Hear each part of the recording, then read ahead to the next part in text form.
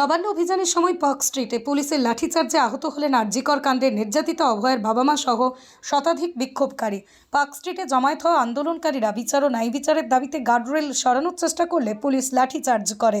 এই ঘটনা সম্পর্কে অভিযোগ করেন বিজেপি নেতা ও আইনজীবী কৌস্তভ বাগচি। তার কথায় নবান্ন অভিযানের পথে শান্তিপূর্ণ প্রতিবাদে পুলিশ অতিরিক্ত বল প্রয়োগ করেছে। পুলিশ গার্ডরেল সরানোর চেষ্টা করছিল, আন্দোলনকারীদের উপর লাঠি চালায়। শুভেন্দু অধিকারী জানিয়েছেন, এই লাঠিচার্জের ফলে 18 জন আহত হয়ে রেল হাসপাতালে ভর্তি হয়েছেন। তবে পুলিশের লাঠি থেকে আহতদের সংখ্যা 100 জনেরও বেশি। আহতদের মধ্যে রয়েছেন নির্যাতিতার বাবা মাও। শুভেন্দু দাবি করেন, যতক্ষণ নির্যাতিতার বাবা মা বিচার চান ততক্ষণ এই আন্দোলন অব্যাহত থাকবে।